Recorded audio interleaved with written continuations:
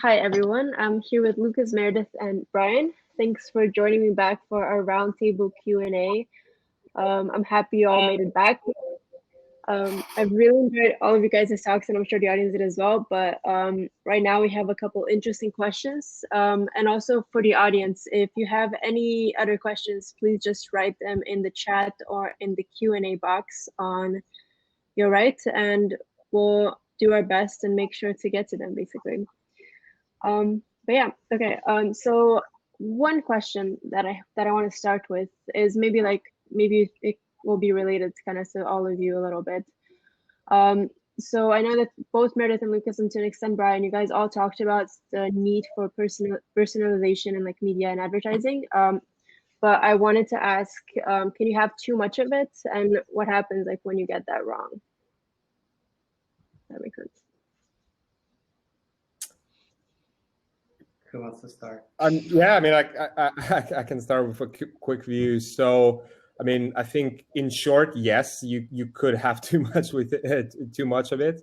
One very, I mean, specific example is, let's say, you know, with sports live broadcast, I think what we also noticed is that obviously, like, still a big chunk of viewers still prefer that kind of curated broadcast, which is basically like run by professionals, right? Like a director picking these sort of the best angles for you, the best storyline, and there's maybe like a percentage of people that want to do it themselves, but you know, like there's still going to be that demand for sort of like a curated thing. So I don't think, I know it's not quite my company, but Formula One, for example, have a tremendous OTT product where you can basically have a camera on all 20 drivers, and you can just pick whatever camera you want. So if you're interested in a Spanish driver or a Danish driver, you can just follow him all around. It's like an amazing option for people to do. But I think if you had that as the only option to watch the race, that wouldn't go very well, right? Because still like 60 or 70% of people are still very much enjoying that sort of like lay back on the couch and just kind of, you know, without too much effort from their end, they want to just be kind of spoken to from that side. Yeah, I would just say with media and marketing, I mean, that's a great example, Lucas, like with adding a benefit and an option for the audience. Whereas a lot of times in media and marketing, because of the indirect model, which is where you've got an audience, you've got advertisers, when they talk about personalization, it's usually targeting ads, you know, and personalization sounds a lot nicer than targeting, I guess. But that's what it really means. And great example of this is retargeting, right? And retargeting was a nifty little trick. It was like, okay, well, you visited a website and then we'll show you more personalized advertising. I think most of us who are in this industry at all, I guess if we did go back home for the holidays, we don't do that anymore, but maybe we're on Zoom for the holidays, we get asked, we get followed around by these ads by family members. And that's because I think there's been too much in some ways of personalization in advertising that's really dressed up as ad targeting, collecting data and then using it in order to show ads that will perform better. Yeah, I agree both with Brian and Lukas. You know, obviously, if you over rotate in anything, it can be bad, right? And I think, you know, the on the spectrum of personalization, if you're over rotating in one direction, you could potentially isolate, right, your target market. And so that's not good either. I think to Lucas's point, creating experiences with options and letting the user dictate how they use that or interact with that experience is a form of personalization that is probably under leveraged at this point, right? So I'm noticing a lot more brands that are, one is escaping me. I think it's Brooklinen. Like they allow you to like take a picture of your bed and like customize how, you know, using their products to like create your like perfect bed using like their duvet covers and everything like that. And like that is an element of personalization, but it's going to look different for every person. So it's like speak to the values or how the person would be using the experience or product, and focus less on demographic targeting and interest-based targeting, and create an experience that's inclusive, and gives options. Cool, thank you. But I think there's just like a risk with over rotating too much to personalization, and that, like, I mean, we've seen this, like, people personalize their experience. I'm using a lot of air quotes. They personalize their experiences so much that there's no shared experiences anymore. Yeah. I mean, that's the giant. I mean, we've seen this, obviously, at least in American politics and stuff. I mean, you've got people who I live in Miami, which is a totally weird world, but like people live in a totally different world now, and in society in such a way that we have no shared experience. We don't even have shared like reality. So I think that's the downside. That's fair, Brian. That is very fair. Cool. Thanks. Yeah, thanks for the insights. Some really cool thoughts there for sure. I think I'm gonna go towards a few more specific questions that came up. So the first one right now is for Lukas. So the question was, so Arsenal is going to invite like 2,000 attendees on a stadium for the next match, but how important do you think is the presence of physical attendees at the stadium? Like, I know, like in sports, there were some interesting things happening with adding like virtual attendees and things like that, but what kind of effect does it actually have? Yeah, so I mean, it's a very good question. Even, you know, like personal opinion aside, I mean, as a sports fan, when I'm watching it on TV, I still miss having the spectators there. Obviously, from a financial standpoint, it's a big revenue loss, that sort of match day income for pretty much all sports, right? All spectator sports, whether that's football, basketball, or whatever that is. I think on the TV side, again, I think the TV product obviously looks much better as it was, right, with all the emotions and all of that. I think on the positive spin, like it was a chance to innovate on certain things very, very quickly. So basically, like, try out these sort of like fake noise things. Try out these like virtual Zoom walls of fans, like these kind of, like, the NBA has done probably maybe the best job in the bubble that they've ran their playoffs and the finals in, which had like all of this stuff, which basically because it's such an unprecedented situation, within months they had to come up with this interesting things that I'm sure some of them will stick around even when we go back to normal. Mm-hmm. Cool. Maybe an interesting use for Magic Leap as well in the future. Cool. Thank you.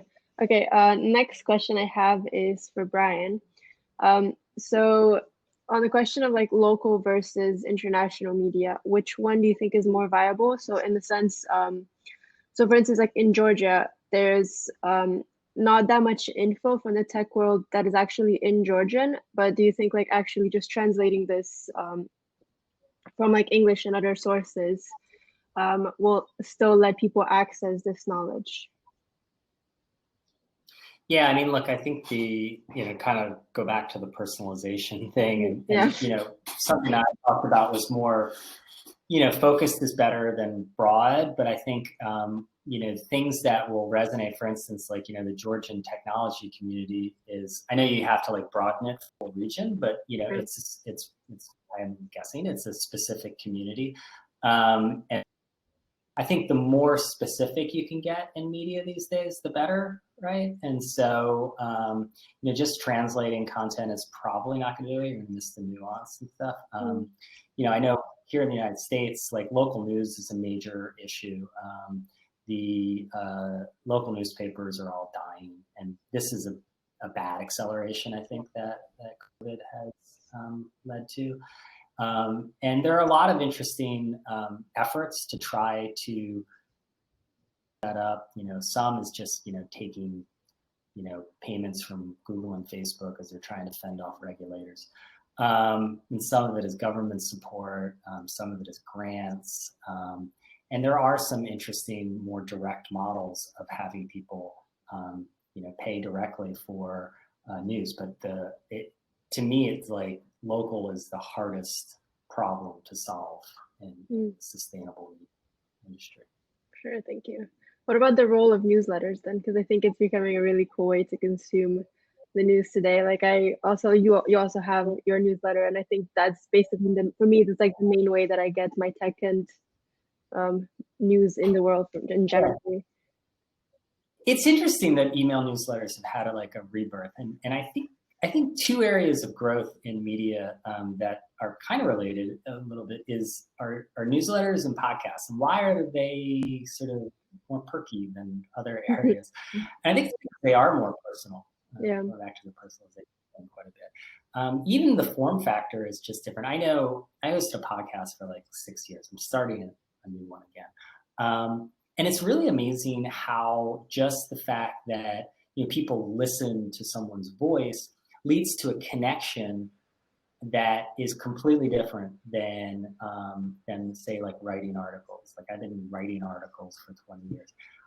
I don't know how many times people come up to me I listen to you all the time. And I don't say that to be arrogant, but it's just it's actually real. And I think the reason that, say, advertising is working better in a newsletter format and a podcasting format is it's more personal. I mean, sure, the podcast host, they might use Brooklinen sheets, I don't know, but Brooklinen's always advertising on that. There's something different when that message is delivered in a more personal way. Same way with newsletters. I think that newsletters are working really well is because just the inbox itself is a more personal space.